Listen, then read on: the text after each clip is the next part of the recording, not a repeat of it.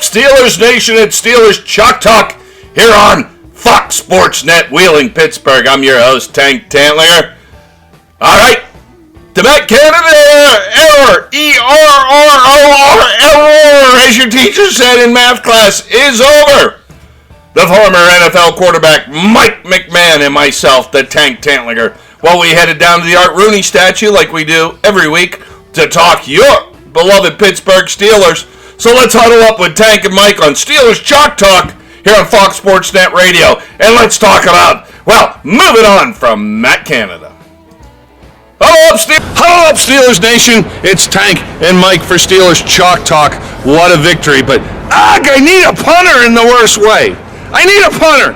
Now that I got that out of the way, how did you like that Steelers offensive performance yesterday? It was good. You didn't notice the punter stinks? No, I did not. No, I actually thought, obviously the yards, told a new story. It's been, almost 2 years since they've reached over 400 plus yards. 58 games. I don't do math real well, Mike, but 18. 3 years? I don't know. Anyways, but no, my point is it was definitely more productive. Now it needs to translate into the points. It's got to get into the red zone production a little bit more. That's where you'll see the next step, the next level is, again, success in the red zone. There's too many field goals with Boswell. Obviously, you got a great kicker. But Mike, do you know Boswell since Canada's been here? I did the numbers on this. Boswell's put up 381 points on his own in 3 seasons, and Matt Canada's offense put over about 800. Well, that's a disparity. But again, obviously you saw the success with the yards yesterday, the little different play calling, a little bit more of a mixing up. I didn't notice any, I know the announcers, this is new, they've done this, they haven't done that. You didn't notice Freiermuth get the middle of the field for 4 years, 3 years under Matt Canada. He acted like it was illegal to throw a football to the middle of the field. But my point is it's not that the plays were not in that offense. They were there. I just don't think they were being called. That's right. And so, because here's the thing, you're not bringing in guys to bring in a whole new system. Nope. You're adding a few things. You're keeping the same terminology, but it's not like, hey, we're going to do this. We haven't done this ever before. No, it's probably been done. It's probably been practiced. You just haven't seen it in certain situations. Maybe they just hadn't busted it out yet. But I definitely noticed. I think the play calling in general is, it was a little bit more of a mix-up. A little bit different of attack. You could get, Freiermuth had a big game. I still think you can actually get him the ball even more. Hey, let me ask you, time out. Is he as good as Kittle and Kelsey? Well, I don't know about Kelsey and Kittle. I mean, so he's right there in the conversation. I think he's in the conversation of a guy like the Sam Laporta up in Detroit. He can block. He can help you out in the passing game, especially with the weapons they have on the outside with George Pickens and Deontay Johnson. You're gonna, when they have success, it's going to open things up even more for him. Yes. And I think by force-feeding the ball to Pickens early in the game will help Freiermuth later in the game. But I think it's definitely, again, a young quarterback. They always say a young quarterback's best friend is the tight end. It is a weapon in the passing game. It's like a security blanket. You're attacking the middle of the field. You can get mismatches with a guy that has some good height, some good speed. And he's got good hands. So again, keep it mixed up. You got the yards going now. Attack in the red zone. Have a couple of little wrinkles down there. I know most teams typically do, but again, that red zone production needs to go up, and a lot of time it comes up when the tight end gets the ball more. Look, Matt Canada's gone, and I'm not going to berate the issue, but it is important to talk about the stark contrast. The Steelers have been in the bottom of the league. They are right now to 28, 29, 30, 31, 32 in all offensive categories. To me, what has been paramount, and keep in mind, Mike played at the pro level, quarterback, Lions, Eagles, etc., with some of the greatest names, Terrell Owens, in the game. And I'm going to throw this question to him. The worst stat over the last several years in Matt Canada's horrible offense was their third down conversion rate. 37%. Well, one of the worst in the league. You played the game at the highest level. Can you win championships not converting third downs? Well, I sat in the meetings with, Steve Mariucci and Andy Reid, and they used to always, and I just remember it because it's been, just embedded into my brain. The number one stat that directly relates to wins and losses is the turnover battle. The second most important stat that directly affects wins and losses is third down conversion rate.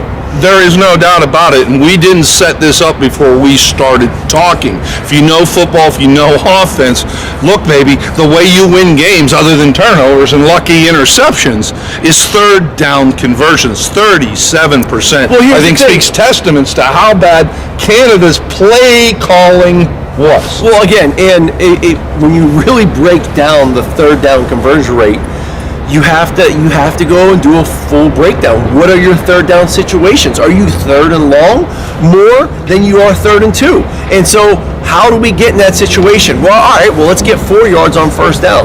Let's get 3 yards on second down, and now you're in third and short, and now your conversion rate goes up higher. Mike, it wasn't even like any of those thoughts were in his head. It was like, you take his little dog Bear's with us today. You take him to Dairy Queen for ice cream. What does Bear do? He goes, he loses his mind. That's what I think was going on in Matt Canada's head every time he played a call to play. I don't know. I'm not going to speculate. Western Psych might have a field day with Matt Canada. Let's talk about your play caller. Anyway, he's gone. So what that translates to, yesterday against Cincinnati, we had a wonderful 8-7 with third down conversions, 15 of those through the passing game, 6 of those through the rushing game. Mike, with all the talent they have on offense, which they do at skill positions, they spread the ball around yesterday. Yeah, and that's what most successful teams do. Obviously, you have your stud that you want to get the football, and I think that typically is your identity. Like a perfect example is you're going to look at the San Francisco 49ers. They want to get the ball to Christian McCaffrey. Whether it be out of the backfield, whether it be spreading him out and getting him involved in the passing game, he is the guy that's going to touch the ball the most. However, you've got Debo, you've got Brandon Ayuk, you've got George Kittle, and you know these names because they touch the ball enough. Look at another guy, one of the hot offensive coordinator's names in the game right now is Ben Johnson up in Detroit. You've got David Montgomery. You've got Gibbs, the two running backs, the two-headed monster that kind of goes back and forth. You got Amon St. Brown, the possession receiver. You got Sam Laporta. Why do you know these names? Because they are creative in getting the ball around and getting everyone to touch it. You don't have to touch it, 10 times a game, but you can get the ball. I think Pickens is a guy that needs at least, 6, 7, 8 targets a game. I think I would target him more than Johnson. He's a much better wide receiver. I think by doing that, it actually opens Johnson up even more, and he can kind of slide into that Juju Smith-Schuster role when Antonio Brown was here. However, I do think you need to try to force feed Pickens the ball a little bit more. I love what they did with Najee Harris, a little 1-2 punch with both running backs. All of a sudden, Jalen Warren wasn't the stud this week, and all of a sudden Najee Harris isn't washed up. They put him in different situations as opposed to just pounding his head up the middle, first and 10, second and 10. Like, mix it up a little bit. Throw the ball on first down. You mean be a good offensive coordinator? Just have a little bit of, diversity in your offense. One of the things Mike touched on there was the 49ers, obviously the creme de la creme this year in the NFL. Well, I think, excuse me, but I think you got to look at this. The NFC this year seems a little bit more dominant than the AFC. You got the Eagles. Yeah. You've got the Niners. Heck, you've got the Lions who are doing some great things. I mean, they are kind of stacked across the board right now. Again, you have the Dolphins, you have the Chiefs, but in the Ravens, but no one's really fully, in the AFC taking over the way the Eagles and the Niners are starting to in the NFC. Circle it on your calendars. January 7th, our Steelers go down to Baltimore to play the Ravens.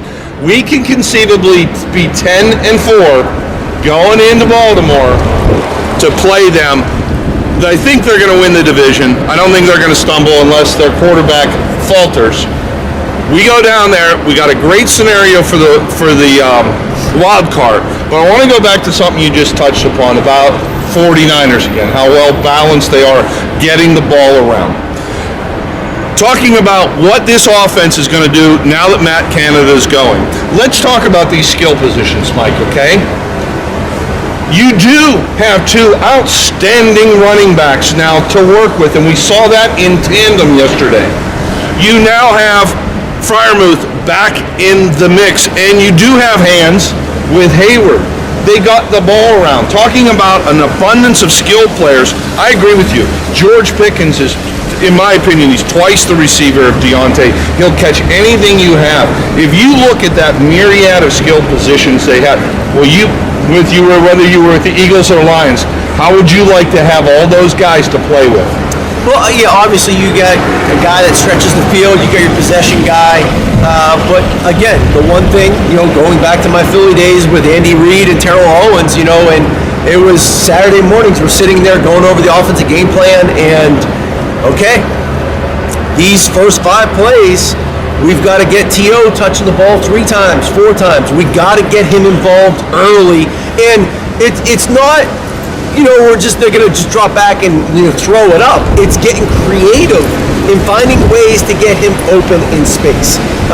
Maybe a little bit of a pick play, a little bit of a rub route, maybe some window dressing with some shifts and formations, adjustments where all of a sudden he's lined up inside as opposed to always being outside and getting a mismatch that way, and allowing him to work the entire field as opposed to from down the sidelines and over the shoulder. The numbers to the sideline. Thank you for bringing that up. The creativity that they used with T.O. in Philadelphia.